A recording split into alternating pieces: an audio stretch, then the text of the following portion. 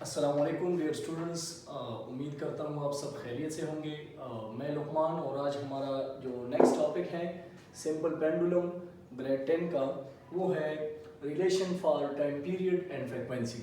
सबसे पहले हम इस अपने सिस्टम को देख लेंगे। सिंपल पेंडुलम मैंने बनाया हुआ है। आपको पता है कि जब हम इसको डिस्प्लेस करते हैं so it will perform to and fro motion. Clear जी। इसको मैंने कैसे डिस्प्लेस किया? इसको मैंने जब यहाँ से मैं इसको इधर लेके आ रहा था तो मैंने एक फोर्स अप्लाई किया है जिसे हम कहते हैं डिफॉर्मिंग फोर्स। क्लियर जी। अच्छा, डिफॉर्मिंग फोर्स क्या होता है? ये ऑब्जेक्ट के पोजीशन या शेप में चेंज लेके आते हैं। Clear no? फिर जब मैंने इसको डिस्प्लेस किया, इसने डिस्प्लेसमेंट कवर किया, और जब डिस्प्लेसमेंट कवर किया इस ए पॉइंट पे जब मैं इसको रिलीज करूंगा तो डिफॉर्मिंग फोर्स, जब मैंने होल्ड किया हुआ, ये मैं हाथ से डिफॉर्मिंग फोर्स लगा रहा हूं, जब मैं इसको रिलीज करूंगा तो ये वापस अपनी मीन पोजीशन की तरफ आएगा। ये क्यों आएगा हमने पढ़ा है नेक्स्ट लेक्चर में। पहले जो लेक्चर था हमारा कि F is directly proportional to minus x, F restoring is directly proportional to minus x. ये रिस्टोरिंग फोर्स की वजह से मीन की तरफ बढ़ जाते हैं। क्लियर ना? नेक्स्ट, आपको पता है कि पॉइंट O से A तक ये डिस्प्लेसमेंट कवर करेगा। क्लियर ना? ये मैंने X से शो किया है। अच्छा, अब हमें ये भी पता है कि ये हम जब इस तरह करते हैं, रिलीज करते हैं इसको, तो ये to and fro vibratory oscillatory motion या सिंपल हार्मोनिक मोशन परफॉर्म करता है। और ये आप देखिए, ये साइकिल्स कंप्लीट करते हैं। जब ये मीन से होके इधर आता है ए पर और इधर आके मीन पे, तो आप देखिए ये एक हाफ साइकिल बना लेता है। जब ये मीन से होके बी की साइड पे चला जाता है, इस बी एक्सट्रीम पे चला जाता है और ये फिर से ओ पे आ जाता है, तो ये दूसरे का हाफ साइकिल कंप्लीट कर लेता है। तो मैं अगर इस तरह कहूं कि ये हमारे पास ऐसा वेव पैटर्न बनाता है। Clear no? तो ये हमारे पास एक कंप्लीट साइकिल हो गया। क्लियर? अब हम आज का जो हमारा टॉपिक है मेन, वो है टाइम पीरियड और फ्रीक्वेंसी। कि टाइम पीरियड क्या है और फ्रीक्वेंसी क्या है, आज हम इसको समझेंगे। सो टाइम पीरियड इस एक साइकिल को कंप्लीट करने के लिए जितना टाइम चाहिए, इसको मैंने डिस्प्लेस किया। सही है? देखो, एक साइकिल को कंप्लीट करने के लिए इसको कितना टाइम चाहिए, मतलब ये है कि इधर से ये इधर आया और फिर इधर से होके गया, इधर आया और फिर वापस इधर आया। तो ये जो आपके पास है, इस एक साइकिल को कंप्लीट करने के लिए इस सिस्टम को जितना टाइम चाहिए, इसको हम कहते हैं time period. So we can say that the time required to complete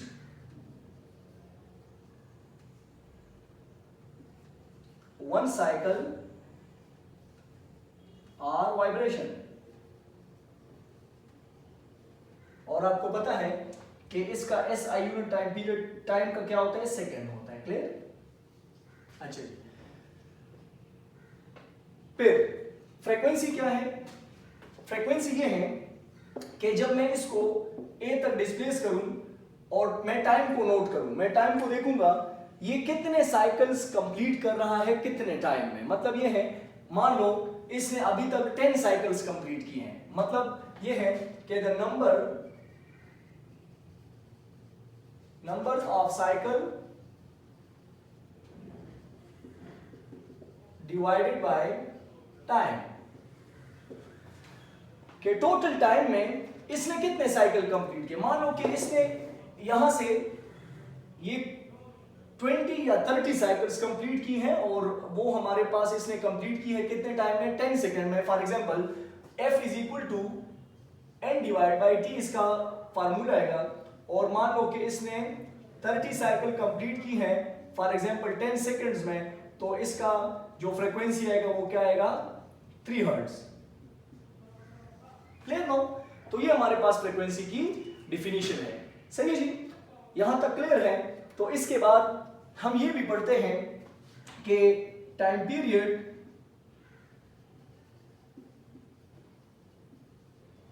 and frequency are the reciprocal of each other। Time period और फ्रीक्वेंसी के दरमियान जो रिलेशनशिप है वो क्या है जी, वो है रेसिप्रोकल है एक दूसरे के।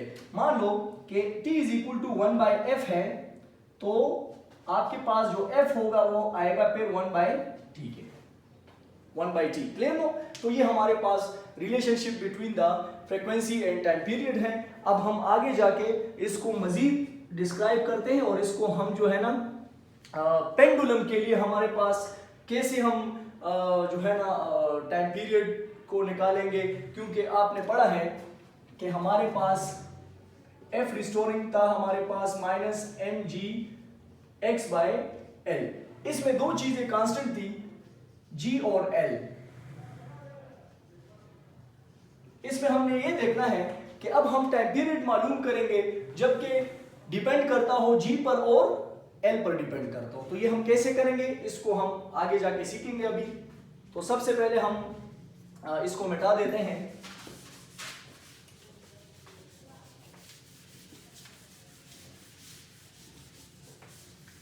अच्छा जी, सो यू नो दैट कि हमने ये भी पढ़ा है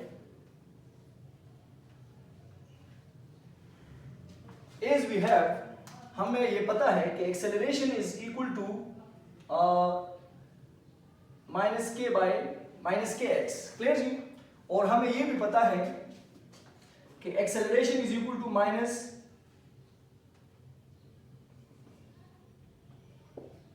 -g/L(x). ये दो इक्वेशंस हमें पता है। क्लियर? ये कहां से आई, ये मैंने कल जो मैंने प्रीवियस लेक्चर में था इसमें इसको मैंने डिफाइन किया हुआ है। क्लियर जी? तो यहां पर हम क्या करेंगे, a is equal to -kx। यहां पर आपने k को पुट करना है 4π² divide by t²। a is equal to -4π² divide by t² x। ये हमारे पास इक्वेशन आ गया। ये मान लो हमारे पास इक्वेशन 1 है, इक्वेशन 2 और ये इक्वेशन नंबर 3 आ गया। अब आपने करना क्या है, इक्वेशन 3 और इक्वेशन 2 को कंपेयर करें आप। Compare equation 2 and equation number 3। So what we will get, we will get इसका राइट साइड उठाओ और इसका -g/Lx is equal to -4π² divide by t² और x। Similar terms cancel out हो जाएंगे, माइनस कैंसिल, x कैंसिल, क्या रह जाएगा हमारे पास, g/L is equal to 4π² divide by t²। मैं चाहता हूं कि मैं t मालूम करूं। t हमारे पास डिनोमिनेटर में है, t को हम लेके जाएंगे नोमिनेटर में। By which process, by cross multiplication. मतलब ये है कि हम ऐसे करेंगे, इन दोनों को मल्टीप्लाई करेंगे और इन दोनों को मल्टीप्लाई करेंगे। सो हमारे पास आ जाएगा g(t²) और l 4π²। मैंने जी t को मालूम करने सिर्फ, t के साथ क्या है, g हमारे पास मल्टीप्लिकेशन में है, तो g को बोथ साइड हम करेंगे divide g on both side। so what we will get, g को both side डिवाइड करेंगे 4π² divide by g cancel, t² आ जाएगा हमारे पास l/g और ये आएगा 4π²। अच्छा जी, इस 4π² को मैं इस तरह भी लिख सकता हूं, 2π² लिख सकता हूं। जाहिर सी बात है 2 2 सा 4 आएगा, 2 का स्क्वायर लेंगे तो 4 आएगा और पाई का स्क्वायर तो ऐसे, तो एज अ होल मैंने इन दोनों पे स्क्वायर ले लिया है। इसके साथ l/g आ जाएगा इज इक्वल टू t²। अब मैंने सिर्फ t मालूम करना है, सिर्फ t मालूम करना है। तो t को मालूम करने के लिए अब क्या करेंगे जी, हम t के ऊपर स्क्वायर लेंगे, स्क्वायर रूट लेंगे, taking root on both sides। so what we will get,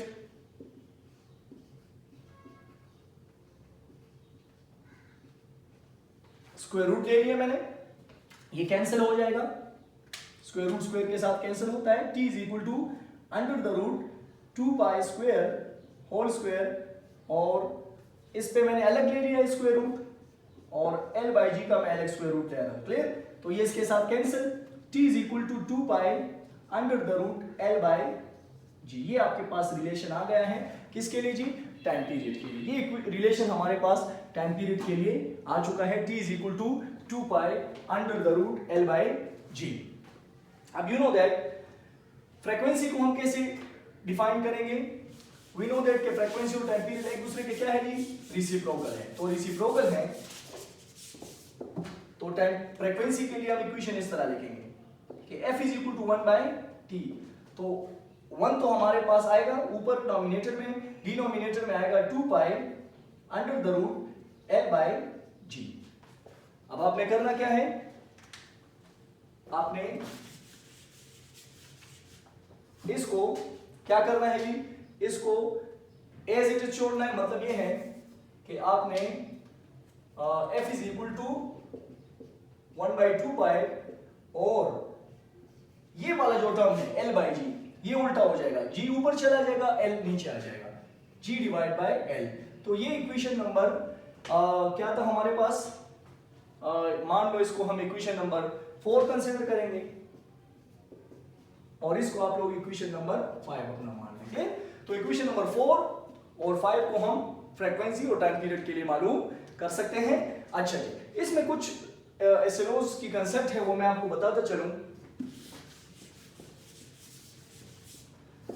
कि हमारे पास T is directly proportional to L, T is inversely proportional to, ये चीज आपको याद होनी चाहिए, और F is directly proportional to under the root G, F is inversely proportional to L। कैसे? लेंथ को मैं बढ़ाऊंगा, अगर लेंथ को इंक्रीज करूंगा तो टाइम पीरियड भी बढ़ेगा। डायरेक्टली का मतलब ये होता है। सही है जी? इसके साथ लिख लेते हैं डायरेक्ट प्रोपोर्शनल,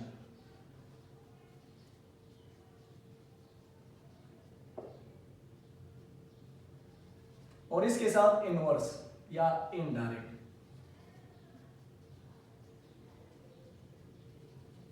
सही है जी? इसी तरह इसके साथ ये डायरेक्ट और ये इनडायरेक्ट। क्लियर? तो इसके मैं साथ ये भी लिखता हूं डायरेक्ट, और इसके साथ लिखते हैं इनवर्स। क्लियर? मींस दैट कि लेंथ बढ़ाऊंगा तो टाइम पीरियड बढ़ेगा, जाहिर सी बात है। अगर लेंथ इतना है तो ये जो साइकिल कंप्लीट करेगा, इसको कंप्लीट होने के लिए ज्यादा टाइम चाहिए। अगर हम इस लेंथ को कम करते हैं, अगर हम इस लेंथ को रिड्यूस कर देते हैं, फॉर एग्जांपल इतना कर दिया मैंने, सही है? तो इतना मैंने लेंथ कर दिया है। अब जब ये इधर तक डिस्प्लेस होगा तो ये कम टाइम में ये साइकिल्स कंप्लीट करेगा। Clear no? अच्छा, फ्रीक्वेंसी के साथ क्या है? लेंथ का फ्रीक्वेंसी के साथ इनवर्स रिलेशन है। मतलब लेंथ को मैंने कम किया तो फ्रीक्वेंसी क्या होगी? ज्यादा होगी। देखो, लेंथ को मैंने कम किया तो ये ज्यादा साइकिल्स कवर करे, कम टाइम में ये ज्यादा cycle cover, number of cycle divide by time, ये हमारे पास शॉर्ट इंटरवल ऑफ टाइम में ये बहुत ज्यादा साइकिल्स कवर कर रहे हैं। क्लियर हो? दूसरी बात, अगर इसको, इस पेंडुलम को इतने ही लेंथ पे मैं लेके जाऊं मून, सही है? तो मून पे जी की वैल्यू क्या होगी? कम होगी, जाहिर सी बात है। सही है? तो फ्रीक्वेंसी भी ज्यादा होगी, सॉरी फ्रीक्वेंसी भी कम हो जाएगी, फ्रीक्वेंसी भी कम हो जाएगी। अगर इसकी फ्रीक्वेंसी मान लो यहां पे 20 हर्ट्ज है अर्थ पर, तो जब मून पे इसको लेके जाएंगे ना तो ये फ्रीक्वेंसी क्या हो जाएगी? रिड्यूस हो जाएगी, क्योंकि फ्रीक्वेंसी और जी की वैल्यू में क्या है? डायरेक्ट रिलेशन है। जी कम होगी तो फ्रीक्वेंसी भी हमारे पास कम ही होगी। तो ये चीजें आपको पता होना चाहिए कि लेंथ के साथ और जी की वैल्यू के साथ इस टाइम पीरियड का और फ्रीक्वेंसी का आपस में क्या रिलेशन है। उम्मीद करता हूं ये लेक्चर आपको सही से समझ आया होगा। इंशाल्लाह नेक्स्ट लेक्चर में हम मास अटैच्ड टू स्प्रिंग के ऊपर डिस्कशन करेंगे। और इन वीडियोस को लाइक करें, शेयर करें और मेरे चैनल को काइंडली सब्सक्राइब करें। और इसी तरह इंशाल्लाह हम मैथमेटिक्स का भी एक सीरीज स्टार्ट करेंगे जिसमें हम 9-10 का मैथमेटिक्स कोर्स इंशाल्लाह कवर करेंगे। क्लियर जी? और अपना बहुत सारा ख्याल रखिए। वस्सलाम।